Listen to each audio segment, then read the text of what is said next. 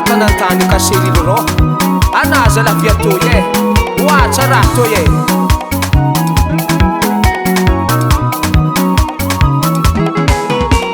mijal sala atenga tari minigel manabo mangan mirnga chi mangan fo maranda yentenga botu prano mijal sala atenga tari minigel manabo mangan mirnga chi mangan fo maranda yentenga botu prano kombala belu lene no Hachawre madeni, satia isire uro, zangari muntani. Kombala belu lene no, hachawre madeni, satia isire uro, zangari muntani. Hachawre madente, sala, ishkombala belu muntani se sala. Hachawre madente, sala, ishkombala belu muntani se sala. Hachawre madente.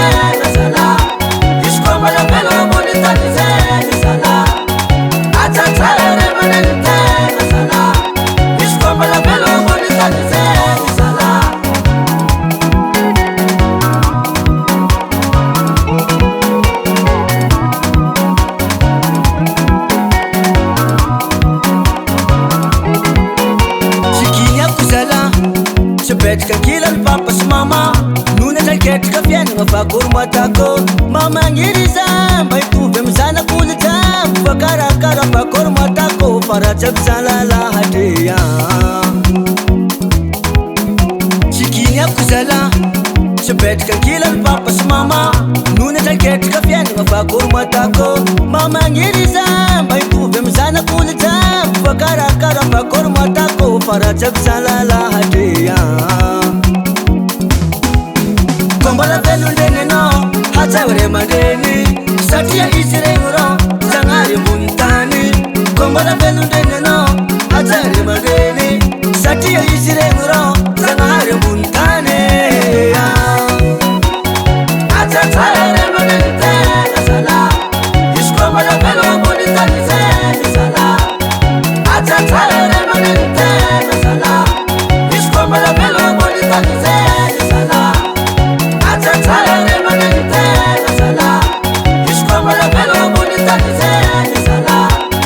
Hachawre madente, sala, ishkombala belu muntani se sala.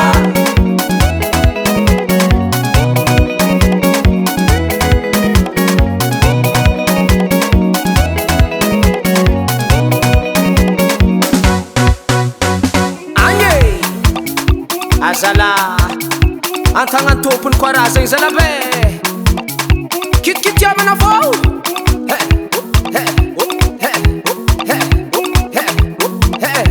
oye arefa agnaty ala magpakara amizay e etsike